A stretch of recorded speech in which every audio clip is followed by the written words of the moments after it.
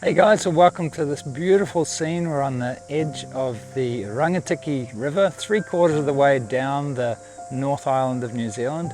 I'm headed to Wellington to see my girl, and then I'm going to hit the South Island. But we've stopped over here overnight, and it's a beautiful, tranquil scene, and why not do a painting? As painters, we're always working. May look like I'm having a lovely holiday, but okay, I am having a lovely holiday, but I'm also working.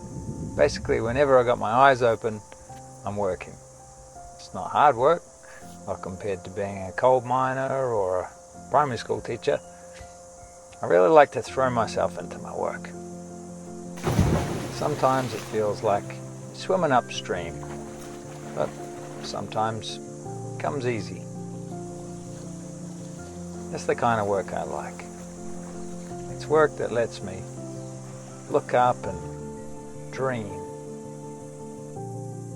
And wherever I go, when I'm in the swing of things, I'm always searching, always looking for that one beautiful, awe-inspiring scene.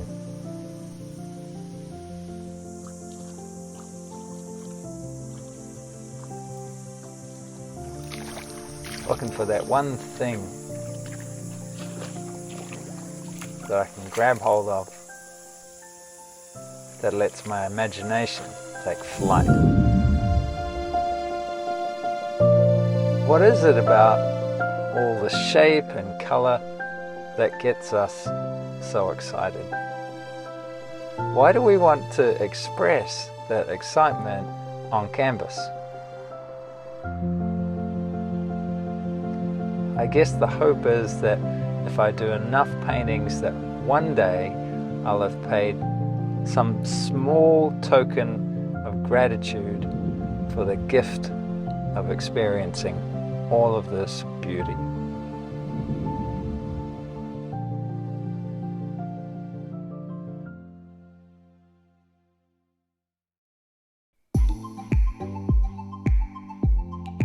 So here's one of the photos that I took of this scene, and just by itself it is a beautiful scene, but there's things that I would like to change about it. I would like it to be not so panoramic, not so long in the first place.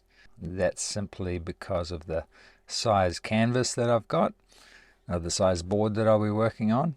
It's a little more square than that, so I want the painting to be more square. Also, the shapes of the trees feel a little odd to me.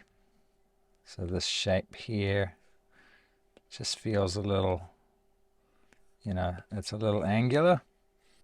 So even though, it looks like that, that's how the tree actually is, I'd prefer to change it a little bit. I'd also prefer to not have all of this over here, because I'm really more interested in this area here. That's my favorite, right? This light here, and the light in the tree, the light coming through the whole scene like that. That is really what I'm interested in. So knowing that is the basis of my painting. That's where I start, is deciding what I really love about the scene. And then I can cut everything else out or subdue it so that it really becomes a supporting actor, or the background for my star of my show to really strut its stuff on the stage. So let's come up with a slightly different design. I'm working with Procreate app on the Apple iPad. I'm using a Apple Pencil, which is pressure sensitive, so it's very much like painting, but it's digital painting. Let's see how I'd like to change this scene. First of all, I'd like to make the tree more the center of interest. I'd like to make that a fair bit bigger and thicker. Maybe just a single trunk instead of two trunks there. Can still have those interesting shapes in there. I like the trunk to have a little character, so I make sure that I curves that sort of counterpose each other and give it a real interesting shape rather than just a plain old thing like that. Let's have the bank a little more simplified. Some sort of something or other there. I like this, that idea of having that sort of, that balanced by that, which trees sort of do naturally. They balance themselves. But I'd like to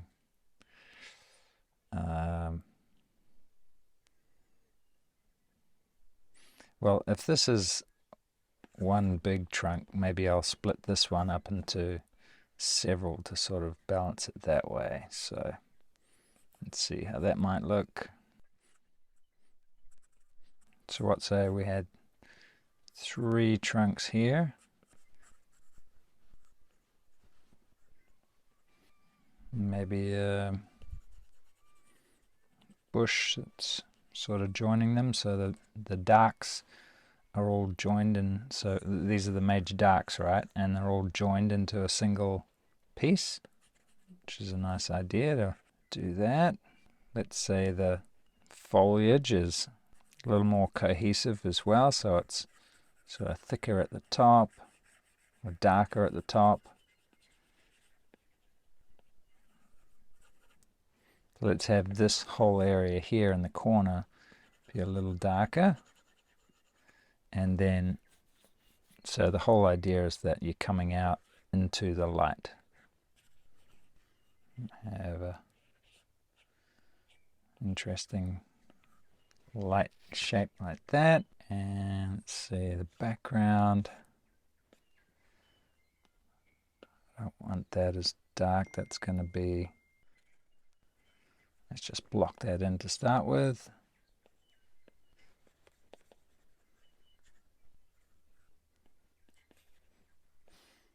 And then the reflection.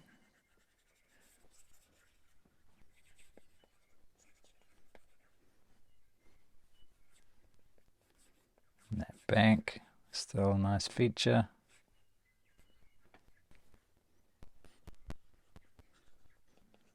So these backlit leaves, quite a lot of texture in there. That's really the star of the show.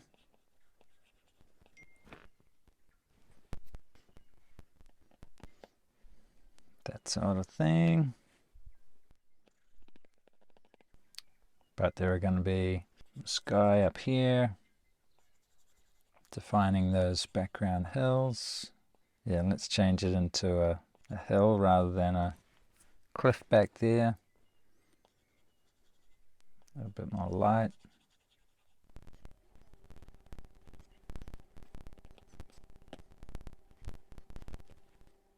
Maybe some reflections of the sky and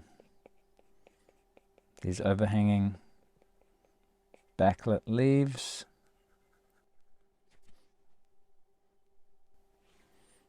This and more shadow over here. A little darker. It's all that dappled light. It's going to be nice.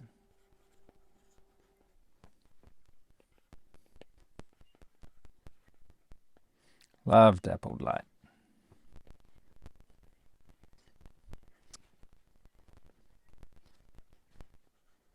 So a nice spot to read a book. Or warm up after a swim in that cold water. I can tell you it was very cold. Maybe some light on the water. And some beautiful bounced light, some reflected light off of here up into the tree would be really nice.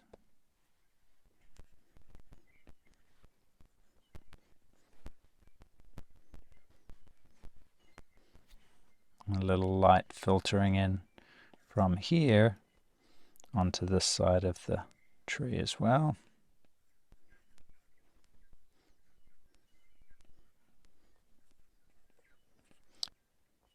and that reflected light, that bounce light hitting these trees a little bit.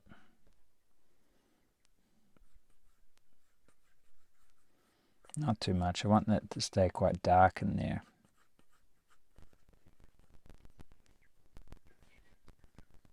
So something like that. And maybe I don't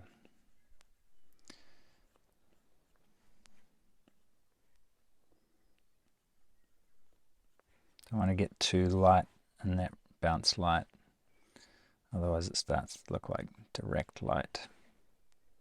But maybe a very fine sort of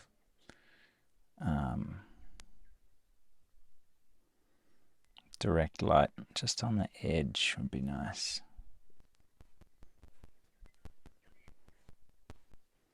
Maybe some here on that side as well.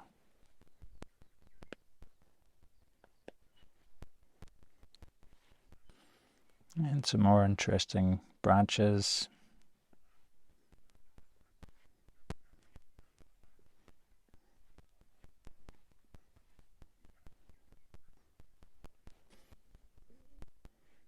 That sort of thing.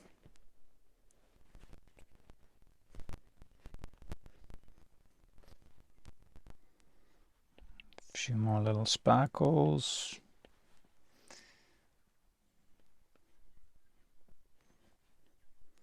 Some grasses along the edge here.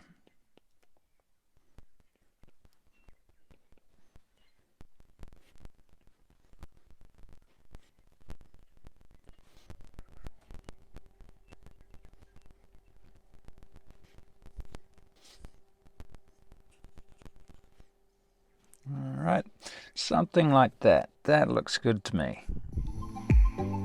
Okay, so let's get started. We've got an MDF board here. This is triple primed with acrylic gesso. You could use acrylic primer paint as well. You could use hardboard or a canvas or anything you like. This is my palette of colors. I've got Windsor Blue red shade, Venetian red, gold ochre, cadmium yellow pale, and titanium white. So a very limited palette of colors. We've got mainly warm colors and one cool. So I just very lightly brush in there. That's going to help me build a little texture for the trees. And now I want to go lighter again as we're moving downstream and further away from the viewer. So it's going to get a little bluer and a little lighter as we head down that way. Atmospheric perspective comes into play.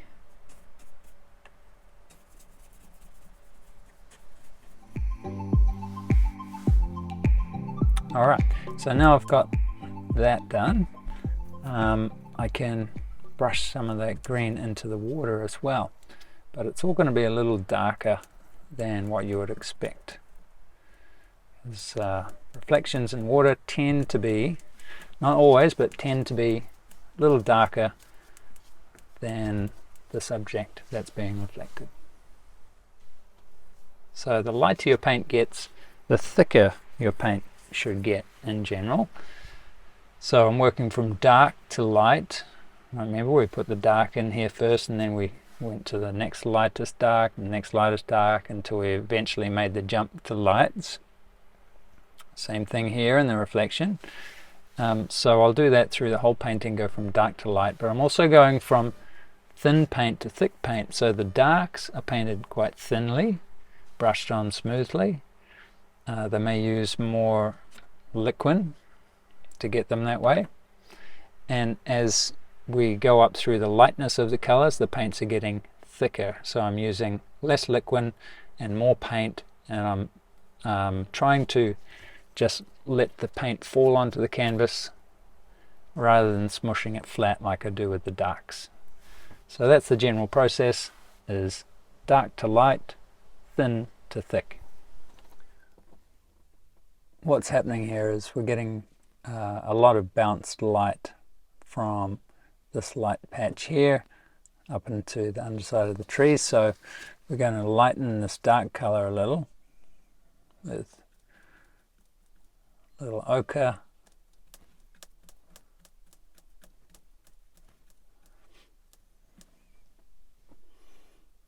And start working that into this dark here and leaving gaps for, you know, those little gaps in the bark. All right, so you see I'm using the brush not just vertically but also dragging it this way to create more of a bark-like feel. So make sure you do that. So if you've got a light spot that you want to make it a little lighter, paint just inside that, leaving, you know, so not obliterating the whole thing, so that then you get this nice little sort of a glowing effect. Then get a good covering on the brush, get it nicely covered, and you create a crisp little edge with that as well. And then you can really do some fine calligraphic work because it's such long bristles. Really lends itself to this sort of work. Mission accomplished. That is a very nice spot to have a swim, read a book, and look up through the leaves and just give thanks for everything.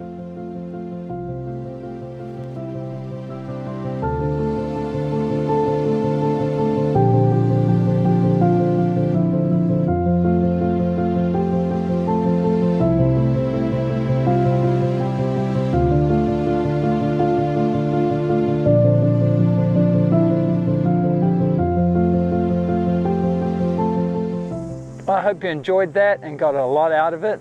Please remember to upload your painting to the website so that we can see it, so I can have a look and let you know what I think. And if there's one big takeaway I want you to get from this lesson, it's that, you know, don't be afraid to move things around in your scene to make a better painting, and don't be afraid to change the colors to make a better painting as well. It's all very well to learn from the scene, to try and copy it as well as you can, but there comes a point where you can start to, you know, feel more confident to change things, to use that artistic license of yours to create a better painting. So I hope you enjoyed it. I'll see you in the next one.